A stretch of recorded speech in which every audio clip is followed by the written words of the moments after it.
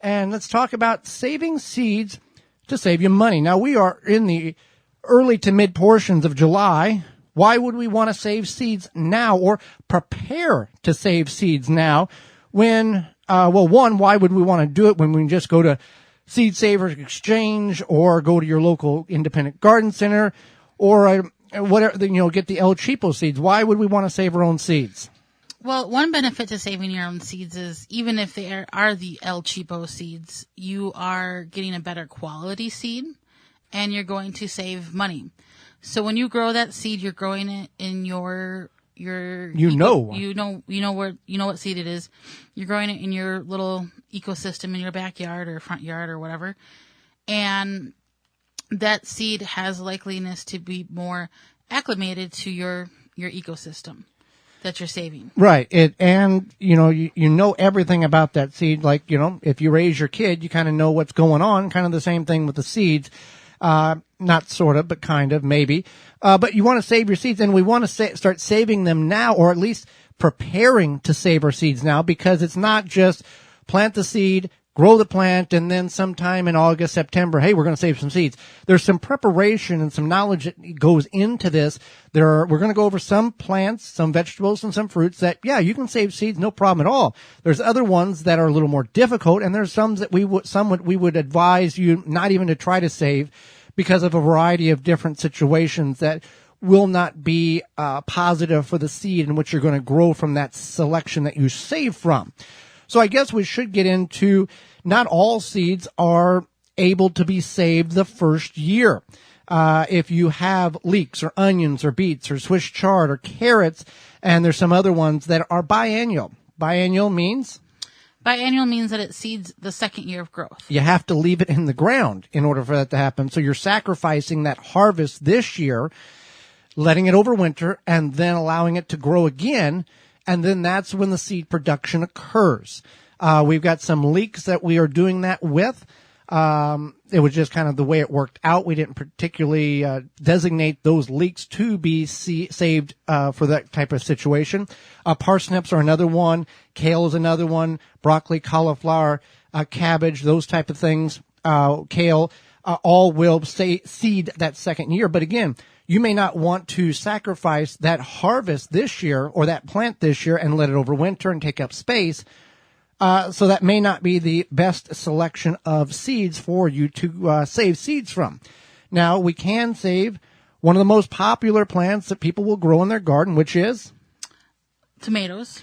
And go ahead. You can save those.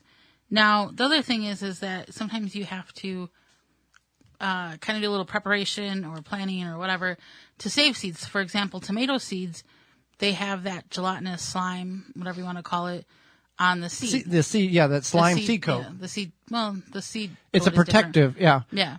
So you have to plan for that. And some people, they will just try to rinse it off, but that's not so easy always. So what you can do is you can put it in a mason jar with a little bit of water. And after a couple of days, it's gonna ferment a little bit. Not too bad. It does mean that will smell slightly. It will have a slight smell to it, but you don't want to let that happen for more than a couple days. And once that's done, then you can take and rinse those seeds off, and then let them dry. But make sure that you label. Oh, I'll remember. Yeah, you can put them on a paper plate or ceramic plate, whatever. And you got 7 plates of mystery tomato seeds. Right, and you obviously want to make sure that when you let them dry, you're keeping them safe away from breezes or cats or dogs or iguanas, whatever. Once they're dry, then you can slide them into a paper envelope and label them. Now, you do not necessarily have to worry tremendously about the cross-pollination on tomato plants.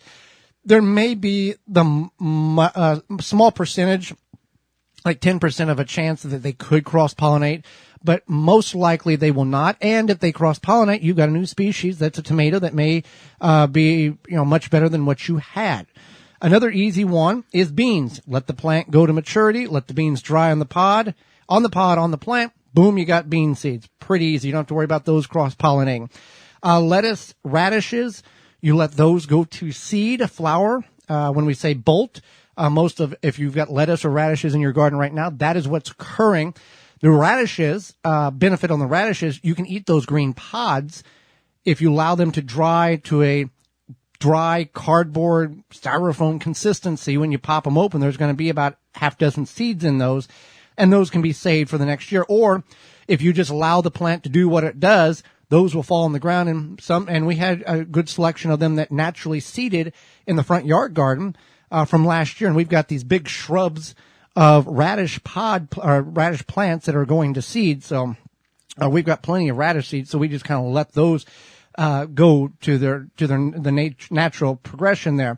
Peppers, very easy to save seeds on. Yeah, peppers are easy. I'm sure, even if you've never saved a pepper seed before, you can see what occurs when you cut open a pepper, that the seeds are just right there doing their thing. Still label.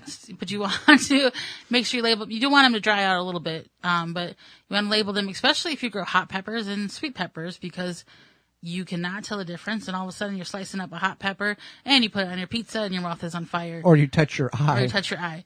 So if you do grow extremely hot peppers and you're saving the seeds and you're handling them, you might want to wear some sort of gloves or something. Corn is an easy one to save. Now, this is if you know that has not been cross-pollinated. It's an heirloom variety, and it's not been cross-pollinated with another heirloom or hybrid, or even worse, a genetically modified corn that has been drifted in, that can drift for quite some distance. Those are easy to save. Let's see, what was it, 2 years ago, I guess it was?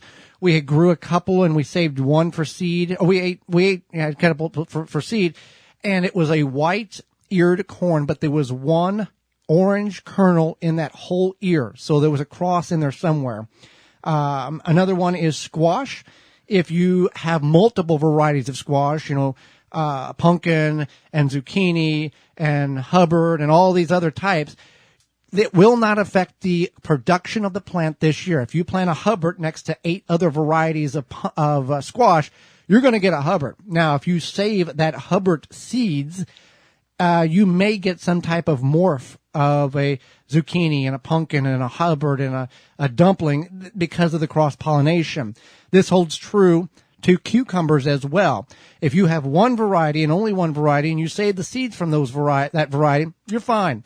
If you have more than one variety, forget it. Go ahead and buy new seeds because they will cross-pollinate. And if you are saving the seeds from that one particular variety and you only have one, let it go yellow. Let it get as big as possible. Let it go to yellow. It's going to be bitter. It's not going to be edible. But that's the sign of the maturity of the seeds.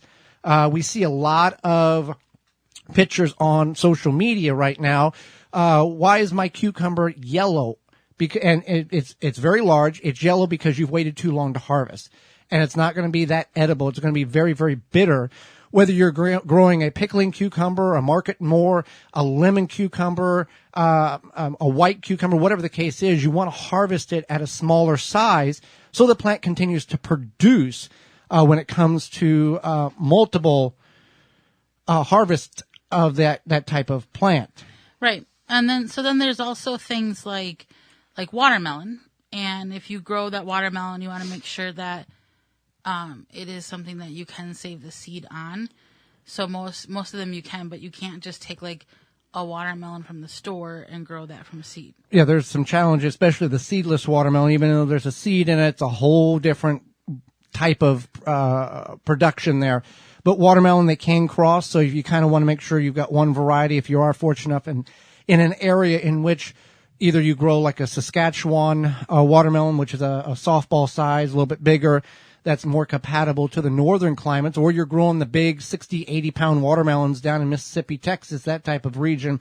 Make sure that you are saving the seeds and they're not crossing with other species. Now, another one is potatoes, Holly. Yeah, potatoes, you can save for seed potatoes, but you want to make sure they're the right variety, and you want to make sure you know what variety they are. So ones you grow, yes, you can save for seed potatoes. However, if you don't know if it's what's it called? Not a long day. Short season, mid-season, or long season. Then you want to make sure that you know that before you save them. Now, people are like saving potatoes. There are ways in which you can save the potatoes in which you harvest this fall or this midsummer to hold them over until next spring at the time of planting. However, that may not be for everybody, so we would recommend just going to Wood Prairie Farms, our family-owned and operated specialty potato farm in Bridgewater, Maine. That's where we get all of our potatoes from, and just buy them there early on and just not have to worry about that. And there's many, many other different types of plants in which you can save seeds from. Like yacons, you save the rhizomes from, and you replant those next spring. There's not a seed necessarily. Garlic, we'll close with garlic here because we are getting close to the garlic planting season. If you do have garlic that you have grown, you can certainly save the largest bulbs, which should contain the largest cloves. And that's smart to do because then it's going to give you better success for growing. So once you cure if you've harvested your garlic, once you cure it, before you start using it for cooking or whatever you're going to use it for, you want to make sure you do pull out the largest bulbs, as Joey stated, so you get the largest cloves for planting. And you can kind of assume there's, 4 to 6, whatever. 4 to 15 based on your variety. Mm-hmm. And if you do not have seed or garlic seed or garlic clove, you can save the seeds. They take 24 months to grow. That's why we recommend growing the cloves, which takes 9 months. Here in the upper portions of the Midwest, we plant the first Saturday in October each year, and we harvest it around late June, early July. Now, if you don't have garlic, like I said, you can always go to Big Elk Garlic Farm, bigelkgarlicfarm.com. They are the garlic provider for us. They're out of Pennsylvania. It's a family-owned and operated farm up there. Got a good selection of garlic and very good quality garlic as well. For more information, please visit thewisconsinvegetablegardener.com.